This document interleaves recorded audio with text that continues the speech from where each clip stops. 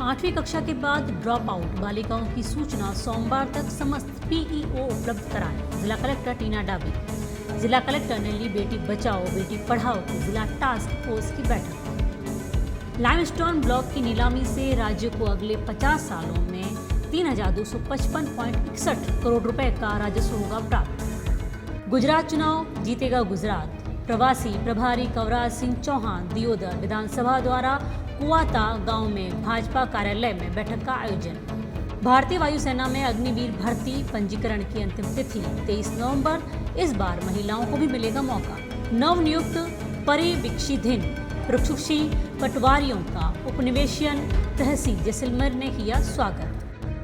किशोर किशोरियों को स्वास्थ्य सेवाओं से करें लाभान्वित। डॉक्टर बुनकर राष्ट्रीय किशोर स्वास्थ्य कार्यक्रम की समीक्षा बैठक आयोजित। ये थी अब तक की खास खबरें और आप देख रहे हैं डेजर्ट स्टॉर्म न्यूज। मैं हूं योगिता सोनी और अब खबरें विस्तार से।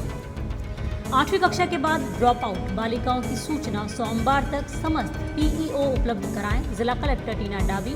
जिला कलेक्टर ने ली बेटी बचाओ बेटी पढ़ाओ की जिला टास्क फोर्स की बैठक।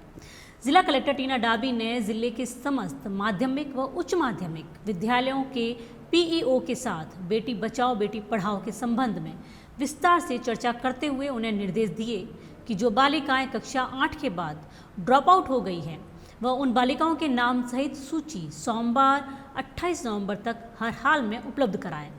बालिकाओं को शिक्षाओं से जोड़ना मुख्य उद्देश्य। जिला कलेक्टर डाबी ने पहली बार जिले के समस्त पीईओ के साथ सोमवार को डीआरडीए सभागार में बेटी बचाओ बेटी पढ़ाओ की जिला टास्क फोर्स समिति की बैठक ली। हमारा पहला उद्देश्य यही रहेगा कि बालिकाएं 8वीं कक्षा के बाद शिक्षा से जो वंचित रह गई है उन बालिकाओं को ट्रेस आउट करके उनको पुनः विद्यालय शिक्षा से जोड़ना है। उन्होंने कहा कि पीईओ इसमें अपनी महत्वपूर्ण भूमिकाएं व निर्धारित समय तक पूरी सूचनाएं उपलब्ध कराएं। क्रियाशील शौचालयों की सूची पेश करें। जिला कलेक्टर ने विद्यालयों में बालिका शिक्षा की सुविधा के लिए संचालित शौचालयों की समीक्षा करते हुए पीईओ को निर्देश दिए हैं कि वे 3 दिवस में विद्यालयों में क्रियाशील शौचालयों की सूची उपलब्ध कराएं व यह सुनिश्चित करें कि ये शौचालय पानी की सुविधा से पूर्ण रूप से जुड़े हुए होने चाहिए व इसका सही उपयोग बालिकाएं करें। उन्होंने कहा कि शौचालयों में जो भी कमी है उसको भी दर्शाएं ताकि हम उस कमी को भी सही करवा सकें। विद्यालयों में बच्चों को स्वास्थ्य जांच प्रभावी हो।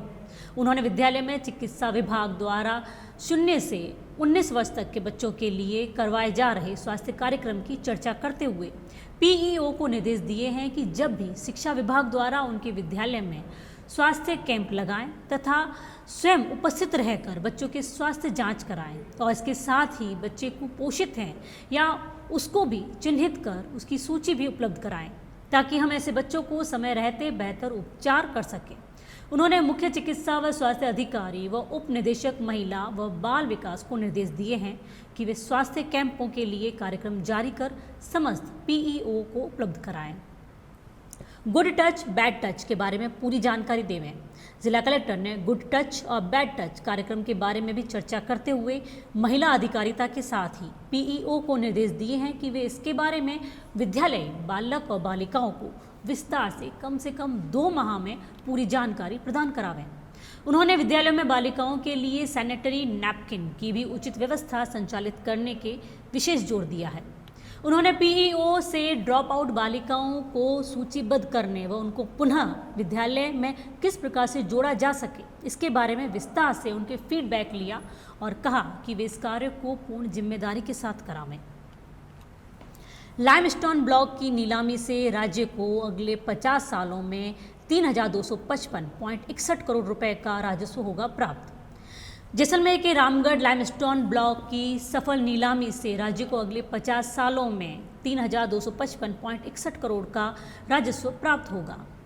ACS mines doctor Subodh Agarwal ने बताया कि राज्य में इस वित्तीय वर्ष में मेजर मिनरल लाइमस्टोन में नागौर के बाद अब दूसरे ब्लॉक की जैसलमेर में सफल नीलामी की गई है।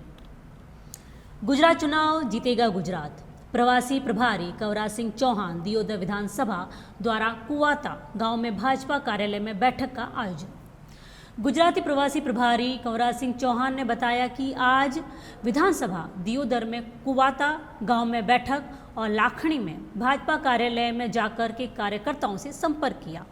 बैठक में कई वरिष्ठ नेताओं और कार्यकर्ताओं के घर जाकर आगामी 5 तारीख को भारतीय जनता पार्टी के उम्मीदवार कैसा चौहान को ज़्यादा से ज़्यादा वोट देकर विजयी बनाएं सबसे अपील की। भारतीय वायुसेना में अग्निवीर भर्ती पंजीकरण की अंतिम तिथि 23 नवंबर। इस बार महिलाओं को भी मिलेगा मौका। भारतीय वायुसेना में अग्निपथ स्कीम के अंतर्गत अग्निवीर वायु भर्ती के लिए ऑनलाइन पंजीकरण 7 नवंबर से शुरू हो चुका है।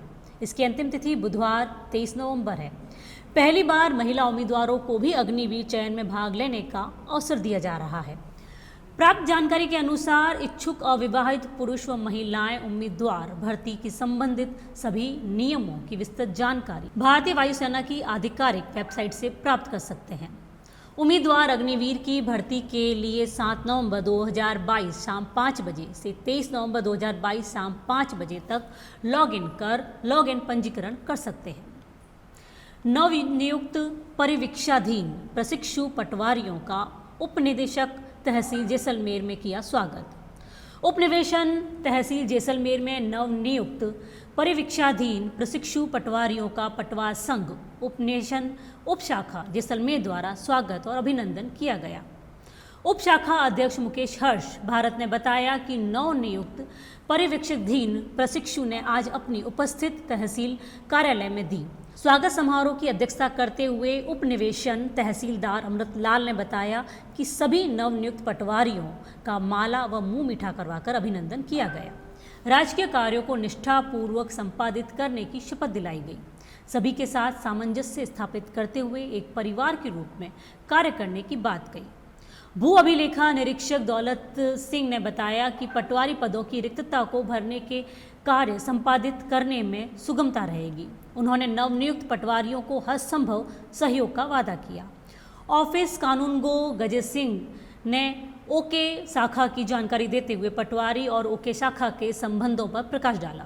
कार्यवाहक टीआरए लोकेंद्र सिंह ने सभी का स्वागत करते हुए टीआरए शाखा से संबंधित कार्यों की जानकारी दी। इस अवसर पर भू अभिलेखा निरीक्षण शिवनाथ सिंह पटवारी, हवा सिंह, किशोर राम ने भी अपने अपने अनुभव नवीन पटवारियों के साथ साझा किए। किशोर किशोरियों को स्वास्थ्य सेवाओं से करें लाभान्वित, डॉक्टर बुनकर। राष्ट्रीय किशोर स्वास्थ्य कार्यक्रम की समीक्षा बैठक आयोजित। राष्ट्रीय किशोर स्वास्थ्य कार्यक्रम की समीक्षा बैठक मंगलवार को स्वास्थ्य भवन स्थित वीसी कक्ष में मुख्य चिकित्सा व स्वास्थ्य अधिकारी डॉक्टर बीएल बुनकर की अध्यक्षता में आयोजित की गई।